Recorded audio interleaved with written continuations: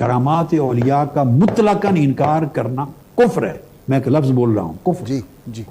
آپ پوچھیں گے کیوں؟ جواب یہ ہے کہ یہ قرآن مجید کی نصوص قطعیہ سے ثابت ہیں کرامات اولیاء. مثلاً یہ صرف علماء نے وضع نہیں کی، یہ قرآن مجید میں غیر انبیاء کے تو معجزات ہوتے ہیں.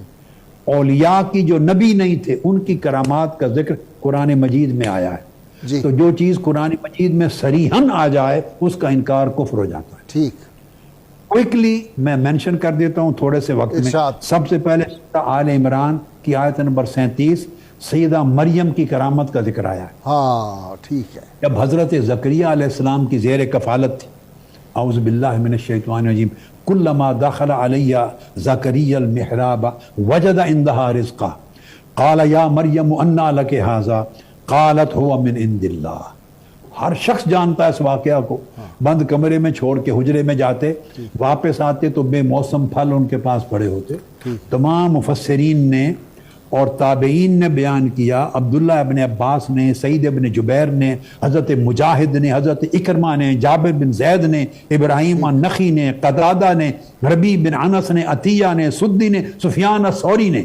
وہ یہ کہ گرمیوں کے موسم کے پھل سردیوں میں ہوتے اور سردیوں کے موسم کے پھل گرمیوں میں، یا وہ پھل پڑے ہوتے جو وہاں موجود ہی نہیں ہوتے تھے، اور بند کمرہ لاکڈ. تو حضرت زکریہ علیہ السلام حیران ہو کے پوچھتے، مریم یہ پھل بند کمرے میں لاکڈ کیسے آ گئے تمہارے پاس؟ کہا ہوا من عند اللہ. اللہ.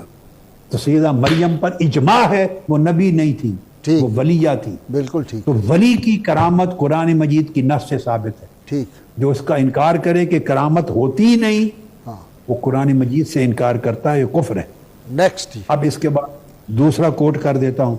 آپ سورہ کہف پہ آ جائیے. اب میں تیزی سے صرف ریفرنس دیتا جاؤں تاکہ لوگوں کی آنکھیں کھل جائیں گی. سورہ کہف میں اصحاب کہف کا واقعہ کس نے نہیں پڑھا؟ 309 سال تک اصحاب کہف غار میں رہے، اور قرآن مجید کہتا ہے وَتَرَى الشَّمْسَ إِذَا طَلَعَتْ تَزَاوَرُ عَنْ كَهْفِهِمْ ذَاتَ الْيَمِينِ وَإِذَا غَرَبَتْ تَقْرِضُهُمْ ذَاتَ الشِّمَالِ وَهُمْ فِي فَجْوَةٍ مِّنْهُ. غار کھلے میدان کی طرح تھی، قرآن کہہ رہا ہے. اور سورج جب طلوع ہوتا تو وہ دائیں طرف مڑ جاتا تھا تاکہ دھوپ نہ پڑے، غروب ہوتا تو پچھلے پیر بائیں طرف مڑ جاتا کہ دھوپ نہ پڑے.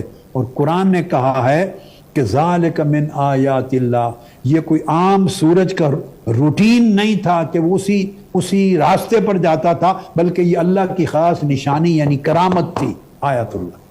309 سال تک سورج اپنا راستہ بدل کر ان اولیاء کے جسم کو بچانے کے لیے طلوع اور غروب ہوتا رہا. قرآن کی نص ہے، اور یہ سب کا اعتقاد ہے کہ اصحاب کہف نبی نہیں تھے، ولی تھے، صالحین تھے، اس اولیاء تھے.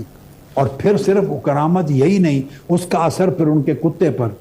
وہ 309 سال غار کے دہنے پر بیٹھا رہا، اور قرآن مجید میں ارشاد فرمایا کہ وہ بار بار کبھی دائیں کروٹ بدلتے تھے اصحاب کہف، کبھی بائیں کروٹ. اور ائمہ تفسیر اور تابعین نے بیان کیا ہے جب اصحاب کہف دائیں کروٹ بدلتے غار کے اندر تو باہر کتا بھی دائیں کروٹ بدل جاتا. اللہ اکبر. اندر بائیں طرف بدلتے تو کتے کی بھی بائیں کروٹ بدل جاتی. 309 سال تک کھائے پیے بغیر کتا بھی زندہ رہا. اللہ اکبر. اللہ اکبر. اس کی کرامت سے اللہ نے اس کو بھی زندہ رکھا. اور یہ نبی نہیں ہے، ولی ہیں. تو انکار کرامت کا مطلقاً کفر ہو گیا.